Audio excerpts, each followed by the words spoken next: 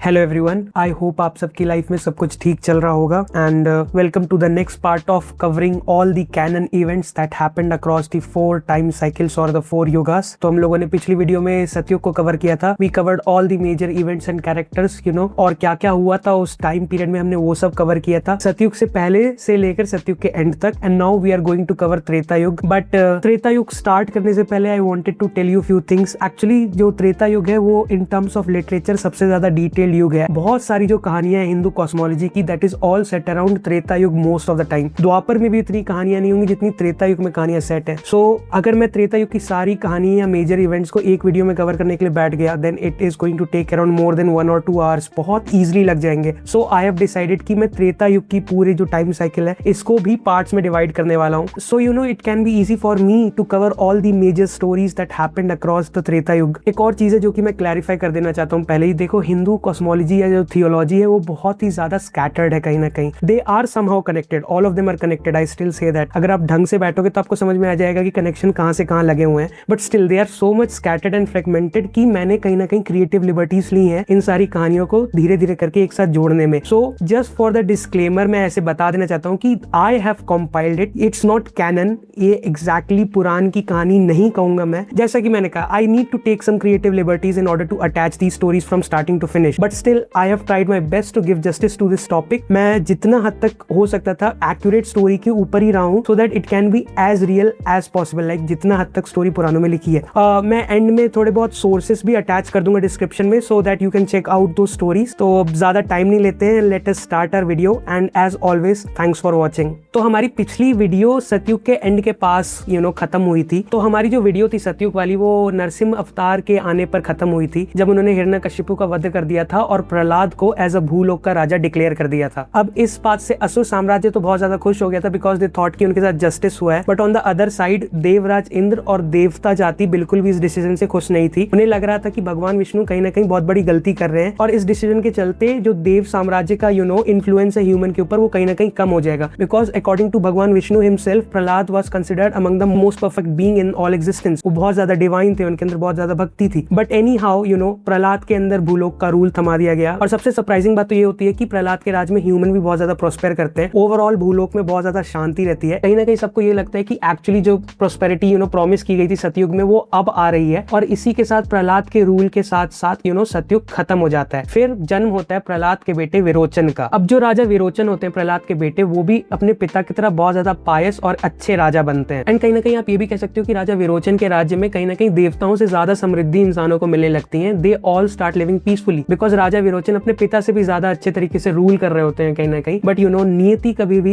Exact सही तरीके से जाती नहीं है and that is what happens. दूसरी साइड स्वर्ग लोक की राजधानी अमरावती में राजा इंद्र इस बात से बिल्कुल भी खुश नहीं थे कि असुर साम्राज्य इतने सालों से भूलोक को इतने बढ़िया से हैंडल कर रहा था। प्रहलाद के टाइम पे वो कुछ कह नहीं पाए थे बिकॉज भगवान विष्णु डायरेक्टली इन्वॉल्व थे। बट उन्हें विरोचन की प्रोस्पेरिटी बिल्कुल भी अच्छी नहीं लग रही थी। और इस जेलेसी का एक बहुत स्ट्रेट अप रीजन ये भी था कि राजा विरोचन के राज्य में इंसानों ने धीरे धीरे करके देवराज इंद्र और देवताओं की पूजा करनी कम कर दी थी। They started focusing upon themselves. वो कहीं ना कहीं विरोचन से ज्यादा अटैच्ड हो रहे थे। और जैसे कि हम लोगों ने पिछली वीडियो में डिस्कस किया था कि ह्यूमैनिटी अगर देवताओं की पूजा कम करती है, अगर उनके नाम पे यज्ञ कम करती है तो उनकी पावर कम होने लगती है। और अगर ह्यूमैनिटी असुर के साइड ज्यादा अपना अफेक्शन देने लगती है तो असुरों की ज्यादा शक्तियां बढ़ जाती है। तो देवराज इंद्र को लगता है कि this problem needs to be solved ASAP, बशर्ते वो इसको सॉल्व करने का बहुत ही गलत तरीका अपना लेते हैं। अब देखो, पुराणों की जो स्टोरीज है वो बहुत ज्यादा डिफर करती है इस इंसिडेंट में। कुछ स्टोरीज में ऐसा कहा जाता है कि देवराज इंद्र ने विरोचन के ऊपर हमला कर दिया था। There was a grand scale war between these two armies. एक साइड पे असुर थे और एक साइड पे देवता, और इन दोनों में युद्ध हुआ जिसमें विरोचन का वध कर दिया गया। दूसरी स्टोरीज में ये भी कहा जाता है कि राजा इंद्र ने धोखे से विरोचन का वध किया था। अब लिटरेचर के सेंस में we can not say anything, कुछ भी कैनन हो सकता है। But at the end of the day एक बात तो पक्की थी कि देवराज इंद्र ने प्रहलाद के बेटे और असुर के सम्राट विरोचन का वध कर दिया था। और उनकी हत्या करने से असुर साम्राज्य में मान लो एक अलग ही टाइप का शॉक फैल गया। Because asurs never expected that this kind of thing can be done by राजा इंद्र। बिकॉज देवता को कहीं ना कहीं एपिटम माना जाता था गुड मोरल और ह्यूमैनिटी का। बट उन्होंने अभी जो काम किया तो एग्जैक्ट इसके अपोजिट था। और फिर ये जंग रुकी नहीं। देवताओं ने धीरे धीरे करके पूरे असुर साम्राज्य को भूलोक से उखाड़ना शुरू कर दिया। पूरा साम्राज्य इतने सालों तक फैला हुआ था प्रहलाद और उनकी ब्लड लाइन का, वो धीरे धीरे करके खत्म होने लग गया। और देवताओं ने असुर को वापस नीचे वाले लोकों में ढकेल के रख दिया। असुर जाति फिर से एक बार देवताओं से हार गई थी। और इस हार का सबसे ज्यादा असर पड़ा था विरोचन के बेटे बलि पर। उस टाइम बलि बहुत छोटे थे तो वो कुछ कर भी नहीं सकते थे। उनके दिमाग में बस ये बात थी कि उनके लोगों को देवताओं ने छुपने पे मजबूर कर दिया, उन्हें वापस नीचे वाले लोकों पे आने पे मजबूर कर दिया, उनके पिता की उन्होंने हत्या कर दी, उन लोगों से उनका हक छीन लिया। बस बलि को ये बात क्लियर थी कि उनके पिता को मारने वाले कोई और नहीं, खुद देवराज इंद्र थे। अब जैसे धीरे धीरे करके समय बीतता गया तो गुरु शुक्राचार्य, जो कि संजीवनी विद्या के एक्सपर्ट माने जाते हैं, अब मैं आपको कॉन्टेक्स्ट के लिए संजीवनी विद्या भी समझा देता हूँ व्हाट इज दैट। देखो, संजीवनी विद्या क्या थी कि शुक्राचार्य को ये एबिलिटी थी कि in the times of emergency या क्राइसिस वो अपने सबसे इंपॉर्टेंट एक असुर को वापस मृत्यु से जिंदा कर सकते थे। बशर्ते इस ताकत का एक प्रॉब्लम था कि संजीवनी विद्या का जिस भी इंसान पे यूज होता है तो उसकी आत्मा वापस नरक या स्वर्ग जहां से भी वो गई होती है वहां से वापस लाई जाती है उसके नई बॉडी में। तो इस चक्कर में कहीं ना कहीं थोड़ा बहुत करप्शन आ जाता है और जो नया इंसान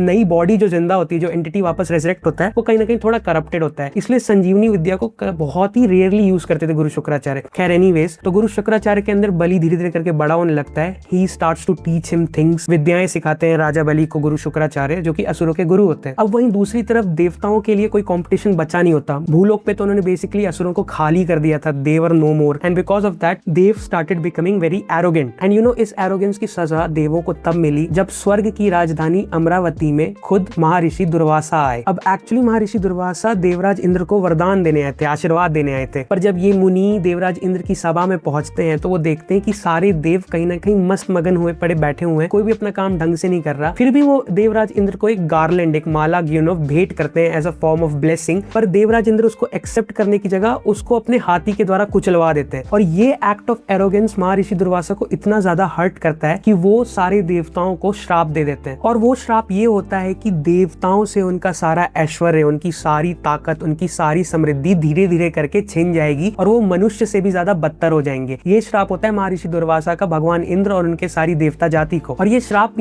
अप्लाई होने में भी ज्यादा देर नहीं लगती, बिकॉज आप कह सकते हो कि ये श्राप का असर है या उनके एरोगेंस का असर था। धीरे धीरे करके देवताओं का इन्फ्लुएंस खुद ही इंसानों के ऊपर से कम होने लगता है। लोग अपने आप ही धीरे धीरे करके इनकी पूजा करनी कम कर देते हैं, जिससे इनकी शक्तियां और ज्यादा छीन पड़ने लगती है। और ये श्राप इतना ज्यादा ताकतवर हो जाता है कि सही में इनकी समृद्धि और ऐश्वर्य जाने लगती है। हाल तो ये हो जाता है कि जो माँ लक्ष्मी होती है, जो कि भगवान विष्णु के साथ रहती हैं, उनको भी इस श्राप के कारण भगवान विष्णु और स्वर्ग और भूलोक को छोड़ के जाना पड़ता है। बिकॉज माँ लक्ष्मी पर्सोनिफाइज समृद्धि, ऐश्वर्य, सो बिकॉज ऑफ दैट श्राप शी इज डायरेक्टली अफेक्टेड। अब जब माँ लक्ष्मी के जाने का इंसिडेंट होता है तो देवताओं के अंदर एक्चुअल खौफ पैदा हो जाता है। उन्हें एक मिनट के लिए लगता है कि शायद उनकी एग्जिस्टेंस भी खतरे में है। और तब देवराज इंद्र, पुरंदर और बाकी देवता मिलके इस प्रॉब्लम का सोल्यूशन ढूंढने में निकल जाते हैं। अब बहुत सारी जांच पड़ताल के बाद फाइनली देवताओं को पता चलता है कि जैसे 14 लोकों के नीचे गर्भोदर समुद्र बहता है, वैसे ही इन 14 लोकों के ऊपर भी एक समुद्र बहता है जिसका नाम है क्षीर सागर। और ये वही क्षीर सागर है जहाँ पे विष्णु भगवान का एक अवतार एग्जिस्ट करते हैं। That is how he balances the 14 Lucas of the Hindu cosmology. एक भगवान विष्णु ऊपर एग्जिस्ट करते हैं, एक भगवान विष्णु नीचे एग्जिस्ट करते हैं, एक भगवान विष्णु हम सब के अंदर एग्जिस्ट करते हैं। And these 3 forms of Vishnu continuously cause existence to be. अगर ये इन तीनों में से कोई भी हट जाएगा तो ये एग्जिस्टेंस कहीं ना कहीं कोलैप्स कर जाएगी। खैर anyways, that's not the point अभी। तो इन्हें पता चलता है कि क्षीर सागर के अंदर बहुत सारी ऐसी चीजें छुपी हुई हैं जो कि एग्जिस्टेंस के टाइम पे बनी थी। और उनमें से एक चीज है अमृत, एक ऐसा सब्सटेंस या केमिकल जिसको पीने के बाद वापस आपके अंदर उतनी शक्ति आ जाती है that you kind of become immortal. और फिर देवता और भी ज्यादा रिसर्च करते हैं तो उन्हें पता चलता है कि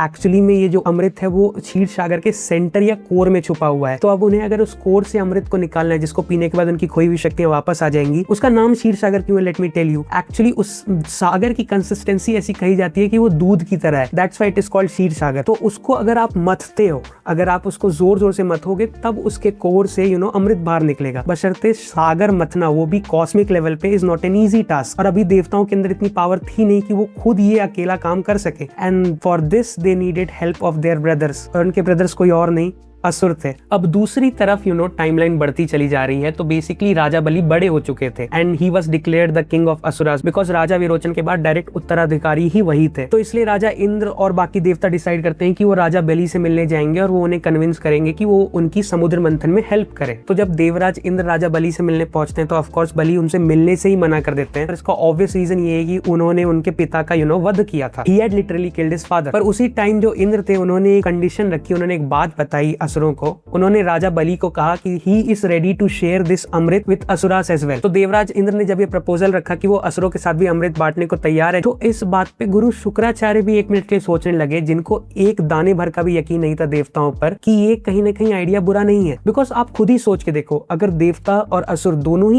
इक्वल लेवल ऑफ पावरफुल हो जाएं, तो अल्टीमेटली लॉन्ग टर्म में कोई वॉर ही नहीं होगा। तो बेसिकली राजा बलि और शुक्राचार्य इस बात पे सोचते हैं कि हाँ, अगर लॉन्ग टर्म पीस चाहिए तो दोनों असुरों और देवताओं को पावर के मामले में इक्वल होना होगा, और अमृत से बढ़िया अपॉर्चुनिटी इस सिनारियो में हो ही नहीं सकती। तो बहुत ज्यादा सोच विचार के बाद अल्टीमेटली ये कंडीशन रखी जाती है असुरों की तरफ से कि जो अमृत निकलेगा क्षीर सागर के मंथन के बाद से, that will be divided equally between Dewas and asuras, so that power can also maintain equally between both of them. तो इस कंडीशन के ऊपर देवों और असुरों दोनों की सहमति बन जाती है और फिर समुद्र मंथन का प्रोसेस स्टार्ट होता है। अब फाइनली दोनों असुर और देवता क्षीर सागर के शोर्स पे पहुंचते हैं, और फिर इतने बड़े मायावी समुद्र को मथने के लिए उन्हें मंदार पर्वत की जरूरत पड़ती है। वो लोग मंदार पर्वत को उस समुद्र के बीच में सेट करते हैं। तो फिर दोनों अब मथने के लिए स्टार्ट करने ही वाले होते हैं इस मंदार पर्वत को, पर अचानक से उनको समझ में आता है कि क्षीर सागर का बेसिकली कोई एंड नहीं है, it is kind of an infinite ocean. तो उन लोगों को कहीं ना कहीं एक ऐसा बेस चाहिए होगा जिसके ऊपर इस पर्वत को रखा जा सके। तो अब उनको इतना बड़ा बेस मिलेगा कहां से? That is one of the biggest problem. तो वो लोग मिलकर भगवान विष्णु को प्रे करते हैं, बोथ असुरास और देवास, की इस प्रॉब्लम का कोई सोल्यूशन निकाला जा सके। तो भगवान विष्णु इन सब की प्रेयर्स को आंसर करते हैं in the form of Kurma avatar, a giant turtle, जिसके बैक के ऊपर मंदार पर्वत को ऐसे रखा जाता है, और फिर उनको मथने के लिए एक रस्सी की जरूरत पड़ती है। तो उस रस्सी के लिए वो भगवान शिव के सांप वासुकी का यूज करते हैं। तो फिर वासुकी नाग को ऐसे लपेटा जाता है, फिर देव और असुर दोनों साइड को पकड़ते हैं और स्लोली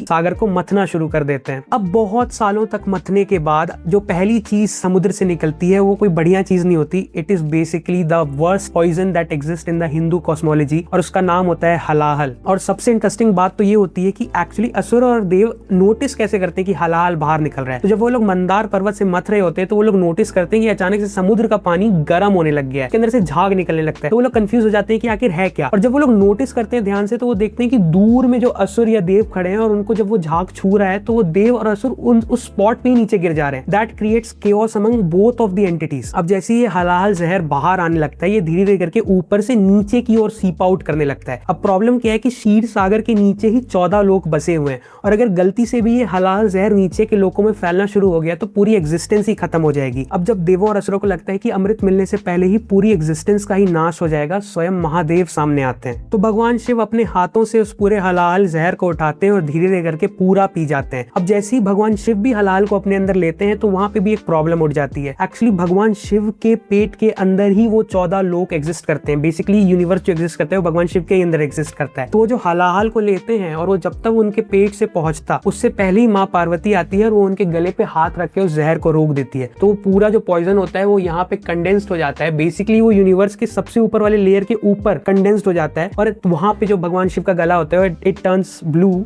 इसलिए भगवान शिव का नाम नीलकंठ पड़ जाता है। अब जब ये फाइनली हलाहल की प्रॉब्लम सॉल्व हो जाती है, देन अगेन समुद्र मंथन स्टार्ट हो जाता है, और फिर हजारों साल तक समुद्र को मथने के बाद धीरे धीरे करके चीजें बाहर निकलना शुरू होती हैं। तो पहले बहुत सारे ऐसे ट्रेजर्स और वेपन निकलते हैं जिनको कभी देवताओं और असुरों ने देखा ही नहीं होता, बशर्ते उसके ऊपर ज्यादा ध्यान नहीं जाता। वो कहीं ना कहीं दोनों के बीच में बटना शुरू हो जाती हैं। फिर उसमें से जो सबसे ज्यादा नोटिसेबल चीज निकलती है वो होती है कामधेनु गाय, एक ऐसी स्पेशल काउ जिसका कभी भी दूध कभी खत्म ही नहीं होता। उसके बाद और वो लोग मथना शुरू करते हैं तो उनमें से अप्सराएं निकलती हैं, गंधर्व निकलते हैं, नई नई जातियां निकलती हैं जो कि उस क्षीर सागर के अंदर रहती हैं, पर वो मथने के कारण बाहर आ गई होती हैं। फिर उसी समुद्र के अंदर से बाहर आता है ऐरावत, जो कि उनके देवराज इंद्र के पहले हाथी से भी ज्यादा बलवान और ताकतवर होता है। फिर उसके बाद मथने के बाद धीरे धीरे करके आता है उच्चैश्रवा, जो कि बहुत ही ज्यादा पावरफुल हॉर्स माना जाता है। कहीं ना कहीं आप इसको नॉर्स माइथोलॉजी के जो ओडिन का घोड़ा है उससे भी काइंड ऑफ कंपेयर कर सकते हो, but basically we are talking about our Hindu cosmology here. उसके बाद और मथते हैं, फिर निकलती है एक मनी जिसका नाम होता है Kaustubh Mani, and it is considered to be the one of the most pious gemstone that exist in the universe. तो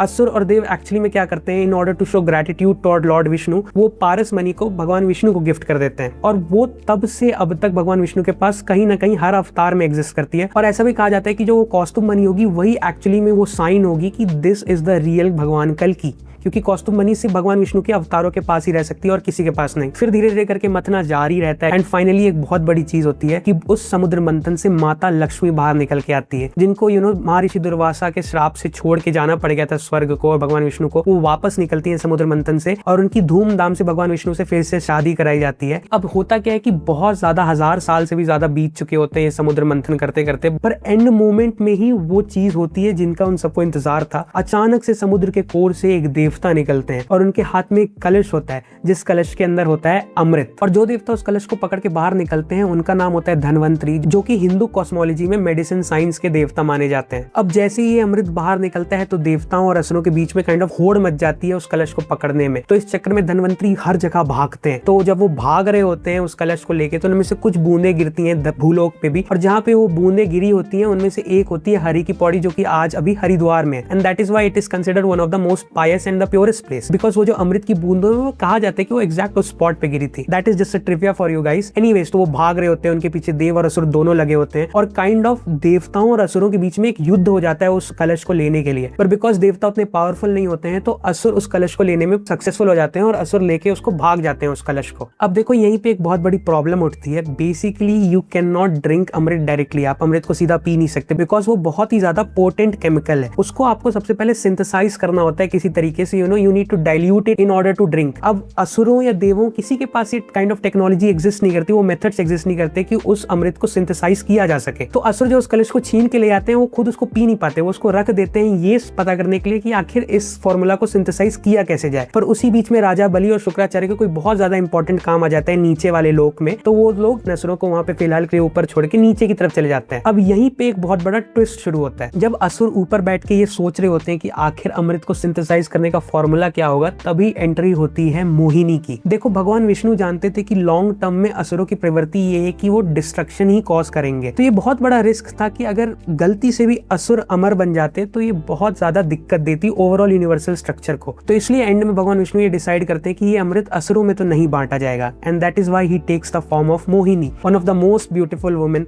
that exist in the entire universe. तो मोहिनी असुरों के पास आती है और कहती है कि उसको पता है कि इस अमृत को सिंथेसाइज करते कैसे हैं, बशर्ते वो ये काम एक शर्त पे करेगी कि ये जो अमृत सिंथेसाइज होने के बाद निकलेगा वो देवों और असुरों में उसकी कंडीशन के हिसाब से इक्वली डिवाइड कर दिया जाएगा। अब इस सिचुएशन में बिकॉज नहीं गुरु शुक्राचार्य या बलि होते हैं समझने के लिए कि आखिर ये चल क्या रहा है, तो असुर काइंड ऑफ ये दिमाग नहीं लगाते, तो they agree on her condition. तो मोहिनी अमृत को सिंथेसाइज करती है, उसको ड्रिंक करने लायक बना देती है और फिर वो असुरों और देवों को एक जगह बुलाती है और फिर कहती है कि पहले देवता लाइन में लग जाएं, उसके बाद असुर लाइन में लग जाएं और वो खुद बात सबको एक एक करके पिलाएगी और ऐसे करके सबको एंड में अमृत इक्वली सर्व कर दिया जाएगा। तो उसके कंडीशन के हिसाब से असुर पीछे लग जाते हैं और देवता लाइन में आगे लग जाते हैं और मोहिनी धीरे धीरे करके सबको अमृत पिलाना शुरू कर देती है, स्टार्टिंग फ्रॉम दी देवास। अब असुरों के भीड़ में एक जरूर होता है जिसके दिमाग में डाउट आता है कि ये कुछ ना कुछ तो गड़बड़ चल रही है, और वो असुर का नाम होता है राहकेतु। अब अगर आपने सतयुग वाली वीडियो देखी होगी, and I will highly suggest कि आप इस वीडियो के बाद वो वाली वीडियो जरूर चेकआउट करना, सो that you have an idea of the correct timeline. सतयुग में एक बहुत बड़ा असुर होता है जो कि पिछले युग से बच गया होता है, जिसका नाम होता है विप्रचित्ती, जिसका वध देवराज इंद्र कर देते हैं। तो विप्रचित्ती का बेटा होता है राहकेतु। एक्चुअली इसको बिल्कुल भी भरोसा नहीं होता है देवताओं पे, इसको कहीं ना कहीं डाउट आने लगता है कि दाल में कुछ काला है। तो वो क्या करता है कि वो अपना भेष बदल लेता है देवताओं का और देवताओं की लाइन में जाके लग जाता है। तो धीरे धीरे करके मोहिनी सबको अमृत पिला रही होती है और एंड में जब वो राहकेतु के पास आती है जो कि देवता बन के बैठा हुआ होता है, तो उस वक्त चंद्रदेव और सूर्यदेव नोटिस कर लेते हैं राहकेतु के पैर को, जो कि कंटिन्यूअसली कांप रहे होते हैं। तो एक चीज होता है देवों और असुरों में एक ट्रेट होता है कि असुर जो होते हैं वो काइंड ऑफ इम्पेशेंट होते हैं। तो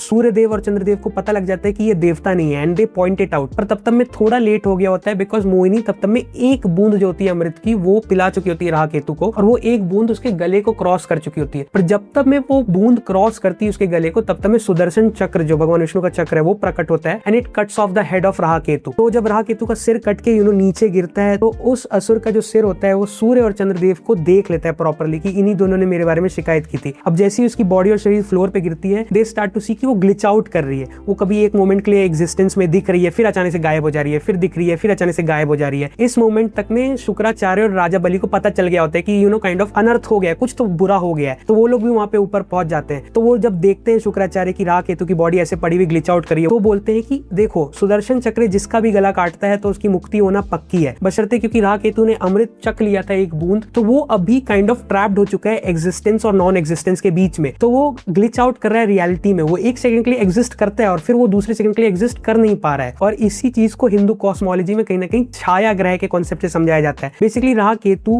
काइंड ऑफ एग्जिस्ट करता भी है और एग्जिस्ट करता भी नहीं है। इसका मतलब वो इम्पैक्ट तो डालता है लाइफ में, बट फिजिकली उसकी एग्जिस्टेंस हम लोग कहीं ना कहीं महसूस नहीं कर पाते। तो वो जो राहु केतु होता है, उसका सिर बनता है राहु, बॉडी बनती है केतु, बिकॉज उसकी जो पोल होती है वो सूर्य और चंद्र ने खोली होती है। तो राहु कसम खाता है कि वो सूर्यदेव और चंद्रदेव को निगल लेगा, खा जाएगा। अब इसी के साथ प्रॉब्लम क्या है कि जब भी वो उनको निगलता है तो वो उस टाइम पे तो रियलिटी में एग्जिस्ट कर रहा होता है, पर जैसे ही उसका वो ग्लिच ट्रिगर होता है सुदर्शन चक्र के चक्कर में, तो वो रियलिटी से गायब हो जाता है। और इसी तरीके से हिंदू कॉस्मोलॉजी में कहीं ना कहीं सूर्य और चंद्र ग्रहण को डिस्क्राइब किया गया है। बिकॉज सी बेसिकली सूर्य ग्रहण और चंद्र ग्रहण होते कैसे, जब अर्थ आ जाता है मून और सन के बीच में तो चंद्र ग्रहण पड़ता है, और जब मून आ जाता है सन और अर्थ के बीच में तो सूर्य ग्रहण पड़ता है। तो because of shadow all things happen, ग्रहण शैडो के चक्कर में दिखता है, इसलिए छाया ग्रह, अल्टरनेट डायमेंशन, बहुत ही ज्यादा क्रेजी कॉन्सेप्ट है हिंदू कॉस्मोलॉजी में। आई एम टेलिंग यू, बहुत ज्यादा इंटरेस्टिंग है। तो anyways, because of this thing Rahu Ketu का ये जो इंसिडेंट होता है, तो अचानक से देवता असुरों पे हमला कर देते हैं। तो वो बांटने ही नहीं देते किसी सिनारियो में अमृत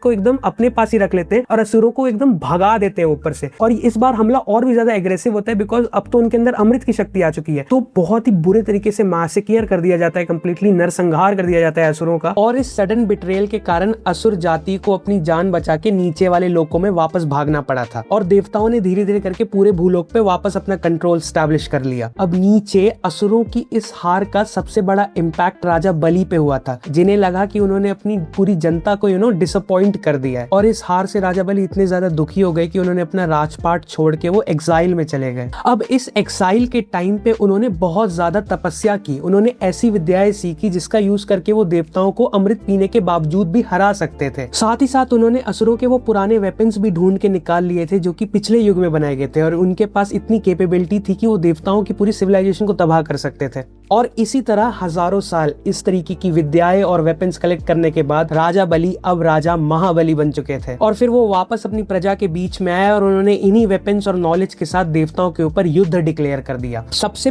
पहले उन्होंने पृथ्वी को धीरे धीरे करके जीता, उन्होंने हर एक कॉर्नर को देवताओं से छीन लिया, और उसके बाद उस वेपन्स का यूज करके, जो पुराने वाले उन्होंने ढूंढे थे असुरों के, उनका यूज करके स्वर्ग के ऊपर हमला कर दिया। और अमृत होने के बावजूद भी देवता उस टाइप की टेक्नोलॉजी और उस टाइप की विद्या के सामने टिक नहीं पाए और अंततः हार गए। एंड फाइनली हजारों साल बाद असुर सिविलाइजेशन ने फिर से स्वर्ग को जीत लिया था। And now this was the time for revenge. राजा बलि ने पूरी देव जाति को स्लेव्स बना के अपने सिविलाइजेशन में लगा दिया, और देवराज इंद्र को तो खासकर अपना नौकर बना डाला था। पर इस पूरे सिनेरियो में एक सरप्राइजिंग बात ये थी कि असुर सिविलाइजेशन ह्यूमंस के साथ रिलेटिवली बहुत ठीक थी। राजा बलि मनुष्यों के साथ बहुत अच्छे से रहते थे, और राजा बलि के राज्य में मानवों के साथ कोई भी बुरा नहीं करता था, इनफैक्ट उनका ज्यादा ख्याल रखा जाता था। और यही कहीं ना कहीं वजह है कि जो केरल में ना ओनम फेस्टिवल होता है, उसमें स्पेशली वहाँ के लोग राजा बलि के आगमन को सेलिब्रेट करते हैं, just because his nature was too kind for humans. पर उसी दूसरी तरफ उन्होंने देवताओं का बहुत ज्यादा बुरा हाल कर दिया था, just because of that revenge mindset, क्योंकि उनके साथ अभी तक देवता बहुत ज्यादा बुरा करते आए थे। हालत इतनी ज्यादा खराब हो गई कि देवों के ऊपर अत्याचार बहुत ज्यादा बढ़ गया, और वो अत्याचार इतना ज्यादा हो गया कि कहीं ना कहीं दुनिया का बैलेंस बिगड़ने लग गया था। और जैसा कि आप लोग अभी तक हिंदू कॉस्मोलॉजी को समझ चुके होंगे, जब भी कहीं ना कहीं यूनिवर्सल स्ट्रक्चर में डिसबैलेंस होता है या कोई ना कोई दिक्कतें आना शुरू हो जाती है, then lord Vishnu comes to fix thing up. And because of this atyachar that was happening towards deva, Bhagwan Vishnu decide करते हैं कि वो खुद पर्सनली इंटरवीन करेंगे। तो देखो, मैं नेक्स्ट पार्ट समझाऊं उससे पहले मैं एक थोड़ा कॉन्टेक्स्ट दे देना चाहूंगा। देखो, एक्चुअली में राजा बलि भगवान विष्णु से हेट नहीं करते थे, बिकॉज प्रहलाद के टाइम से जो असुर सिविलाइजेशन थी वो कहीं ना कहीं विष्णु या वैष्णव सेंट्रिक हो चुकी थी। बशर्ते ये जो समुद्र मंथन वाला इंसिडेंट हुआ था, उससे पहले राजा विरोचन का वध हुआ था, उस टाइम पे जो राजा बलि की प्रजा थी वो बहुत ज्यादा एंटी देवता हो गई थी। तो because they became so much anti Dewas, तो राजा महाबली ने अपनी प्रजा के लिए भगवान विष्णु का नाम लेना ही छोड़ दिया था उन लोगों के सामने। पर इंटरनली वो कभी भगवान विष्णु को बुरा ही नहीं मानते थे। There was respect in his heart for Bhagwan Vishnu. तो फिर होता क्या है, बिकॉज राजा बलि भी अपने पिता की तरह बहुत ज्यादा पायस थे, अपने दादा प्रहलाद की तरह बहुत ज्यादा अच्छे थे, प्योर थे, पायस थे, तो वो यज्ञ करवाते रहते थे। तो वैदिक कॉस्मोलॉजी में बिकॉज यज्ञ का बहुत ज्यादा महत्व है, चाहे आपको त्रिमूर्ति को प्लीज करना हो, चाहे आपको देवताओं को प्लीज करना हो, इनफैक्ट असुरों को भी अगर अपनी शक्ति चाहिए तो उनके लिए भी स्पेसिफिक यज्ञ से होते थे। तो ऐसे ही राजा बलि एक बार यज्ञ करवा रहे थे त्रिमूर्तियों के लिए। तो उसी टाइम पे होता क्या है कि एक छोटे साइज का ब्राह्मण जिसकी हाइट छोटी सी होती है, अब कुछ स्टोरी में वो बच्चे भी कहलाते हैं, कुछ स्टोरी में वो डॉर्फ भी कहलाते हैं, बट स्टोरीज कुछ भी हो, तो वो छोटे साइज का एक ब्राह्मण आता है राजा बलि के पास उस यज्ञ के दौरान। तो यूजुअली राजा बलि को बहुत ज्यादा दानी माना जाता है। तो जब वो ब्राह्मण उनसे भिक्षा मांगने आता है तो राजा बलि कहते हैं कि जी महाराज आप मांगिए, आपको जो मांगना है मैं आपको दूंगा। तो वो जो छोटे से ब्राह्मण होते हैं वो कहते हैं कि मुझे 3 पग जमीन की चाहिए, मतलब उन्हें 3 स्टेप्स चाहिए थे जमीन के। तो ये डिमांड सुन के राजा बलि बहुत ज्यादा हंस जाते हैं। At that time he was the most powerful king. उनके पास नीचे के लोग तो ऑलरेडी एग्जिस्ट करते ही थे, उनके कंट्रोल में ही थे असुरों के, प्लस उन्होंने भूलोक भी जीत लिया था और उन्होंने स्वर्ग के लोगों पे भी कब्जा कर लिया था, स्पेशली स्वर्ग लोक पे तो उन्होंने कब्जा कर ही लिया था। तो राजा बलि बहुत ज्यादा हंसते हैं इस डिमांड पर और बोलते हैं कि आपकी मर्जी, आप अपनी 3 पग जमीन कहीं पे भी नापनी है आप नाप लीजिए। तो उसी समय क्या होता है कि वो जो छोटे से ब्राह्मण होते हैं उनका साइज बढ़ने लगता है, बढ़ने लगता है, बढ़ने लगता है, और नौबत ये आ जाती है कि वो काइंड ऑफ एग्जिस्टेंस को ही क्रॉस कर जाते हैं।